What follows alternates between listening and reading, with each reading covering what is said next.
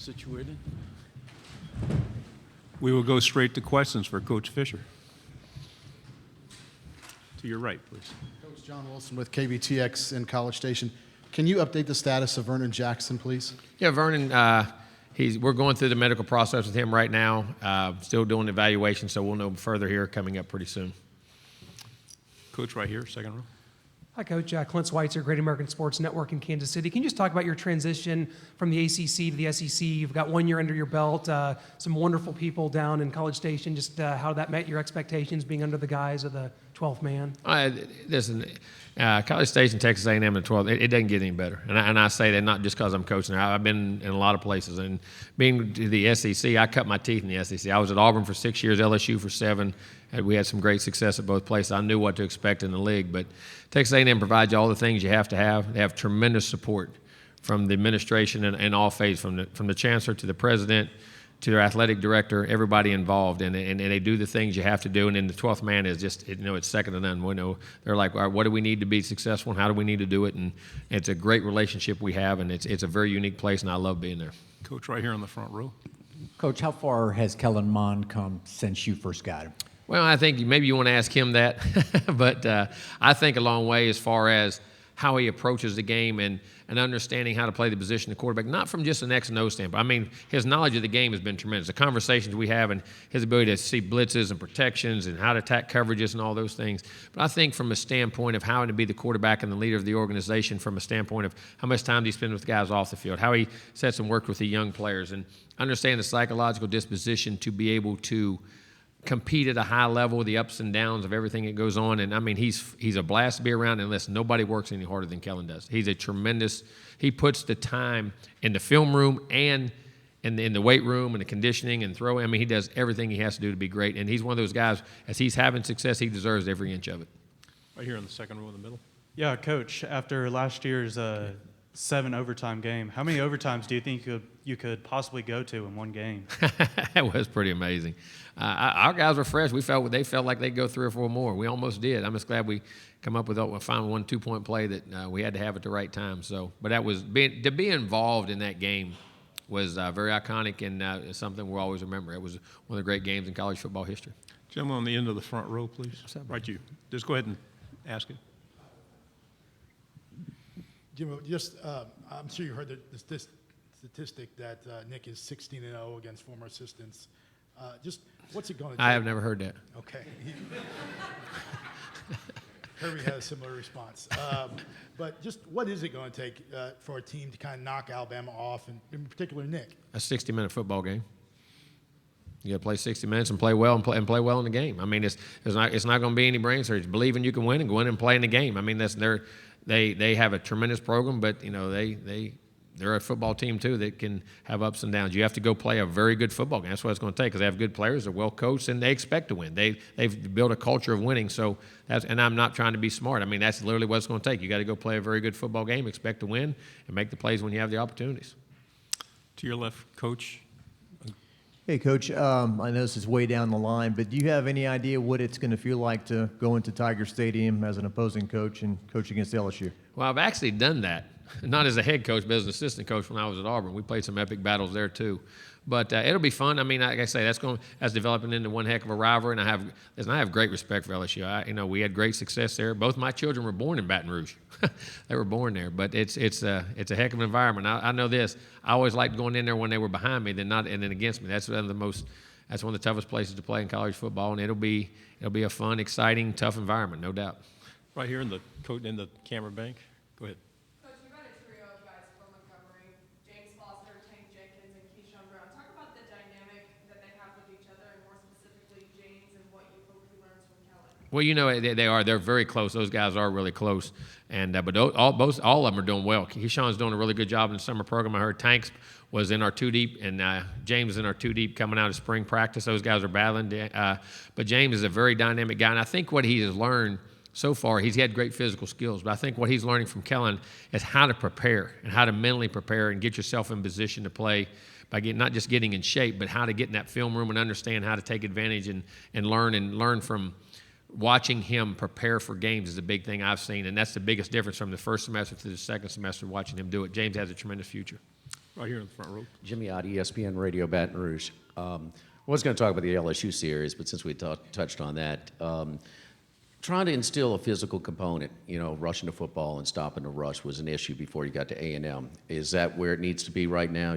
Where's that been? I think it always starts. In this league, it's always going to start there. I think that's what separates this. I mean, you have great skill guys in a lot of leagues, and you have them in this league as good as anybody.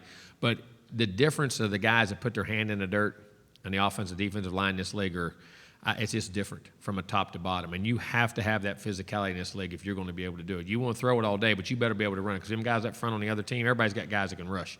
And you have to establish that line of scrimmage or I don't think you'll have consistent success in this league. Coach on the second row. Jimbo, how have you seen the comfortability with your players and your system grow over this past year and plus? And can you ever get where you want to get when being You're comfortable? never where you want to be. If good enough's ever good enough, you're in trouble.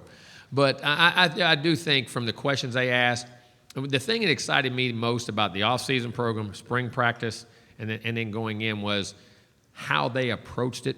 I think the first year, which was understandable, they didn't know how we wanted things done. Whether that's the best in the world, I don't know, but that's how we wanted things done. And I think from that, they really embraced at the success they had at the end of the year, going into the offseason, understanding why we have the offseason, why we practice like we practice, why we are so situational and in practice, and understanding the mental game not along with, guys want to grind physically, but do they grind mentally? See, I think understanding how to win because, listen, I don't care how good of players you get in this league, everybody's got good players. It's going to come down 3, 4, 5 plays in the game that you have to be able to make and expect to make. And I think they're learning to practice that way, expect that way, but then have the expectations of winning, not hoping to win, expecting to win. Coach on the second row right here, please. Hey, good. How are you? So Steve Shaw was talking about the changes, the criteria changes in targeting. Yes. Oh my gosh. I mean, take away being a reporter or a coach, but a fan. I know the fans are going to go crazy over this because you still have the player safety is in the forefront, but you now have criteria that has to be met. How do you feel about that as a coach? I think it's excellent because I think it at least sets a standard for what it is and it's defined.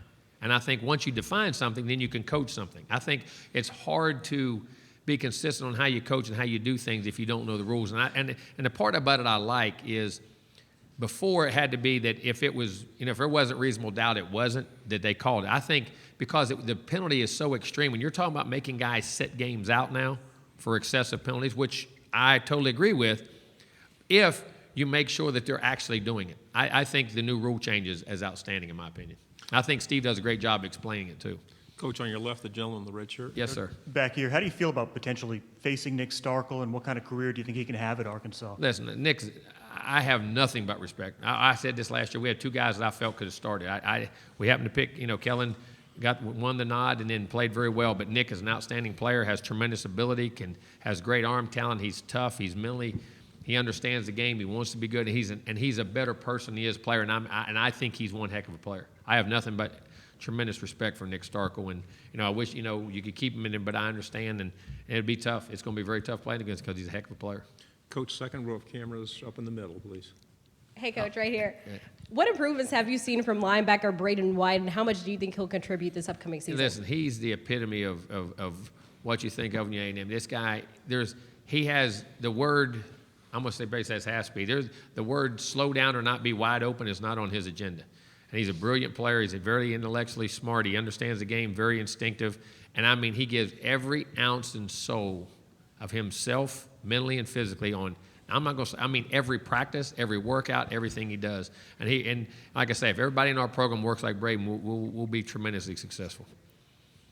Gentleman here in the blue, third row. Yes, sir.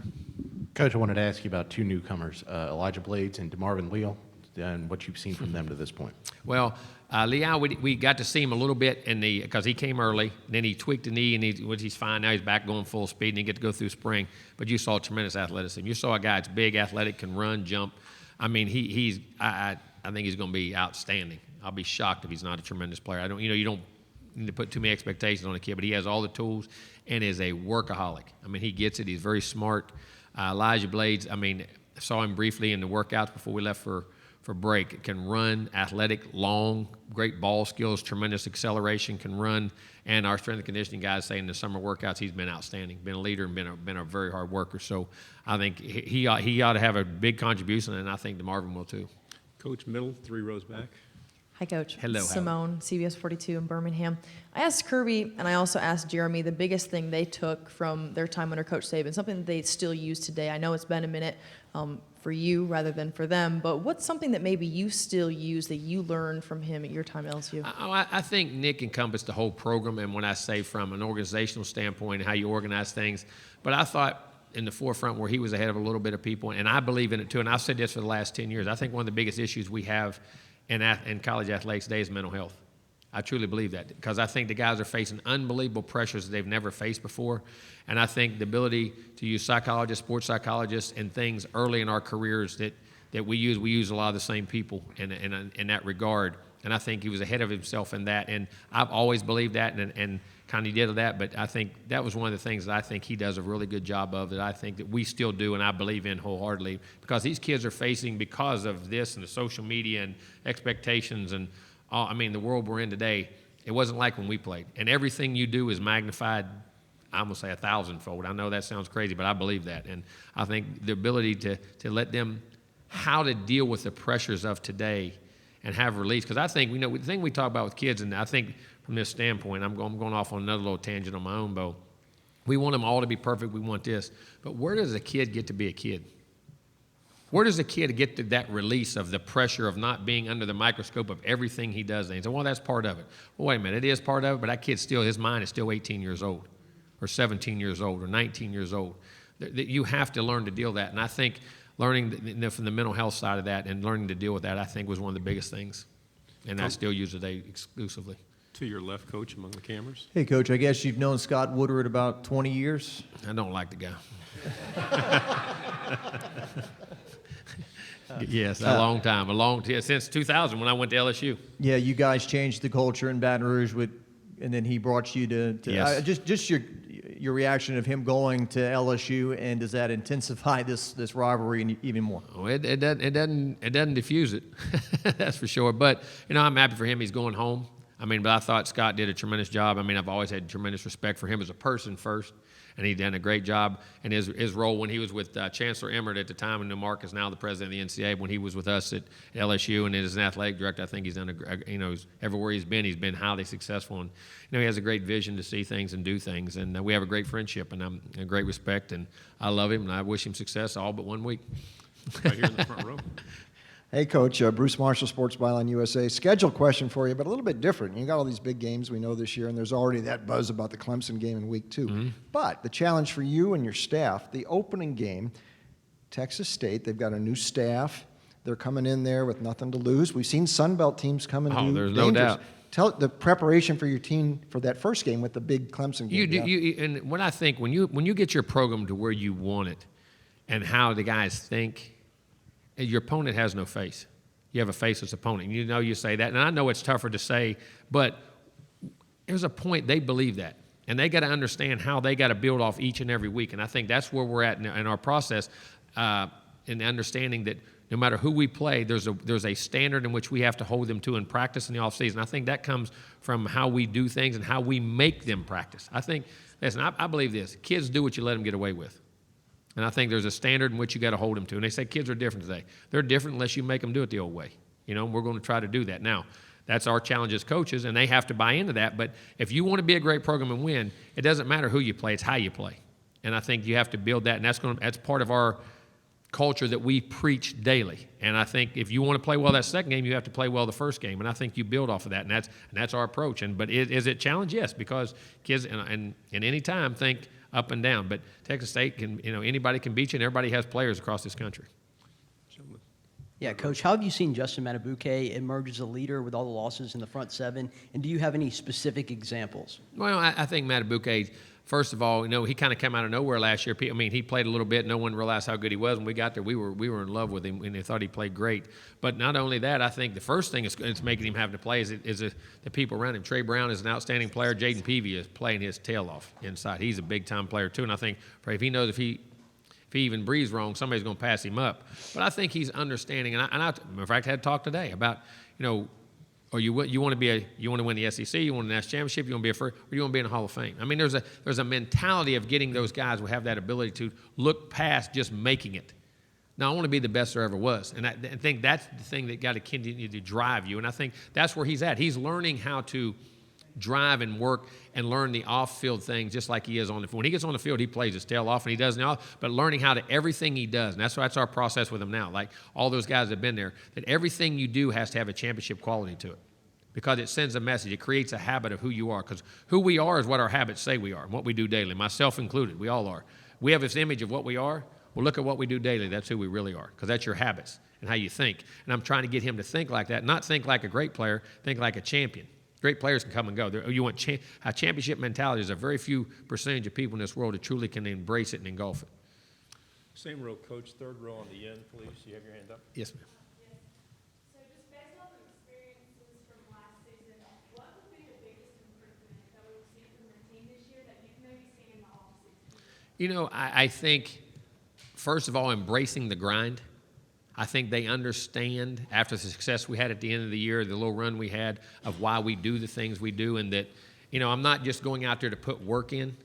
I mean, because some guys, you can go out there and run and sweat, and you get your work in, but am I putting myself in that situation pretending like it's the end of the game and how I practice and how I play for a championship? I always said this is the greatest quote I've ever heard in my life. People asked Michael Jordan one time, what do you do different at the end of the game? His answer was, I don't. I'm the same as I was in practice. Everybody else changes. I don't change. Because every day I practice was for the NBA championship. And I think trying to get your players to understand that at everything they do, they're putting themselves in that mindset right as you're running, as you're doing the rep, as you're making the throw, as you're making the tackles. I'm doing this right now at the game's on the line. So when that moment comes, I'm expecting to make the play, and I'm in a psychological position to understand that that's what I do, and your body will react that way. And I think I'm trying to grasp that is the biggest challenge, and I think hopefully we can make great strides in. We have more questions than we have time. Our final question right here, the gentleman on the third row. Go. AJ Spirit, WVUA-FM, Tuscaloosa. Coach, it seems like the battle for the SEC West in 2019 is going to come down to Alabama, LSU, and A&M. What do you think gives A&M the edge over the other two teams that could lead them to the SEC championship? I don't think the edge is going to come from how you play. And your cycle and expecting to win and do it. I don't think there's an edge by anybody. I think the edge is going to find out what you do on Saturday afternoon and how you prepare to play and expect to play and embrace the challenges and things and realize there's going to be good things happen, bad things happen, but being able to persevere through them all. And I think the team that can have the strongest mental disposition is the one that's going to come out on top. Coach, thank you very much for your Thank time. you. Good luck this year.